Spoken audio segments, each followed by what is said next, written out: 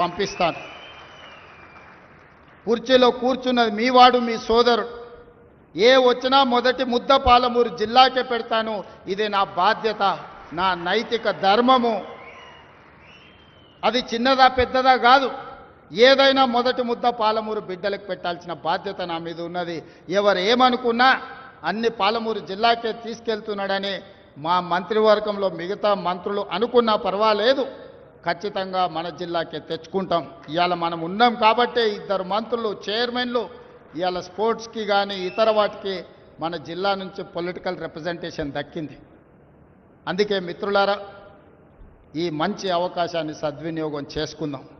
ఇప్పుడు రాజకీయాల కోసమో ఇతర కారణాల చేత అభివృద్ధిని అడ్డుకుంటే మనకు మనమే మరణ శాసనం రాసుకున్న వాళ్ళం అయితము. రాజకీయాలు వస్తూ ఉంటాయి, పోతూ ఉంటాయి, చూస్తూనే ఉండరు కదా.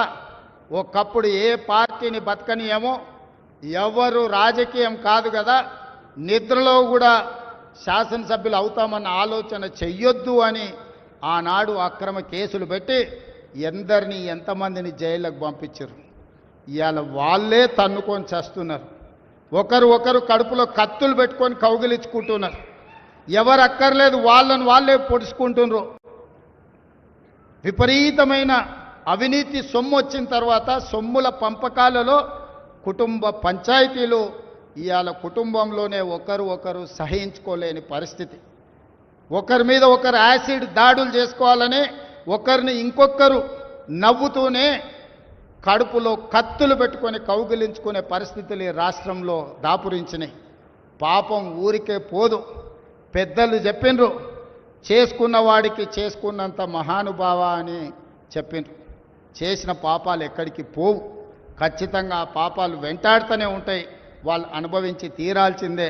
ఆయన వెనకాల ఈయన ఉన్నాడని, ఈయన వెనకాల ఆయన ఉన్నాడని. నేను ఒక మాట చెప్పదలుచుకున్నాను, అంత చెత్తగాళ్ళ వెనకాల నేనెందుకు ఉంటానయా? నేను నాయకుడిని ఉంటే ముందుంటా, మా వాళ్ళకి తోడుకుంటా. వాళ్ళ కుటుంబాలు వాళ్ళు కత్తులతో పొడుచుకొని హరీష్ రావు, సంతోష్ రావు వెనకాల రేవంత్ రెడ్డి ఉన్నాడు అని ఒకరంటే, లేదు కల్వకుంట్ల కవిత గారు వెనకాల రేవంత్ రెడ్డి ఉన్నాడని. మీరంతా దిక్కుమాల్లో అని తెలంగాణ ప్రజలు బండకేసి కొడితే మీ వెనకాల ఎవడన్నా బుద్ధున్నోడు ఉంటాడా? అన్నం తినవాడు ఎవడన్నా మీతోను ఉంటాడా? నేను ఉండేది పాలమూరు జిల్లా, 4 కోట్ల తెలంగాణ ప్రజల వెనుక ఉంటా, తోడుంటా, వాళ్ళ కోసం పని చేస్తా. నాకంత సమయం లేదు ఇంత పనికిమాలతో కలిసి, లేకపోతే మీకు మీరే పంపకాలలో వచ్చిన పంచాయతీలు మీరే పొడుచుకుంటారు. మేము చూస్తే చాలు. జరుగుతున్న పరిణామాలు అందరికీ తెలుసు.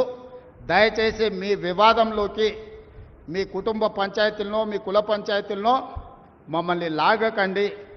మాకెలాంటి ఆసక్తి లేదు. మిమ్మల్ని ఎప్పుడో ప్రజలు తిరస్కరించిండ్రు. మీరు కాలం చెల్లిన 1000 రూపాయల నోటు లాంటోళ్ళు. కాలగర్భంలో కలిసిపోతుంది ఆ పార్టీ. ఒకప్పుడు జనతా పార్టీ కూడా గొప్ప పేరుండే, కానీ జనతా పార్టీ కనుమరుగైంది. ఆ తర్వాత తెలుగుదేశం పార్టీ ఒక అద్భుతమైన పార్టీ, చాలామందికి అవకాశాలు కల్పించిన పార్టీ. కొంతమంది కుట్రల వల్ల ఆ పార్టీ కూడా ఈరోజు తెలంగాణలో ఒక సమస్యను ఎదుర్కొంటుంది. మరి ఇన్ని దుర్మార్గాలు చేసిన మీరు మాత్రం ఎట్లా మనుగడ సాధిస్తారు? ప్రకృతి అనేది ఉంటుంది, ఆ ప్రకృతి శిక్షిస్తుంది. అందులో మనకి ఎవరికి ఏమాత్రం ప్రమేయం లేదు. రాజకీయాల వైపు చూడకండి మిత్రులారా. పాలమూరు జిల్లాను అభివృద్ధి చేసుకుందాం. ఇరిగేషన్ అండ్ ఎడ్యుకేషనే my first priority. Irrigation and education వస్తే ఆటోమేటిక్గా ఎంప్లాయ్మెంట్ వస్తుంది. ఎంప్లాయ్మెంట్ వస్తే మనమే ఆదర్శంగా నిలబడతామని తెలియజేస్తూ మీ అందరి దగ్గర సెలవు తీసుకుంటున్న ధన్యవాదాలు మిత్రులారా.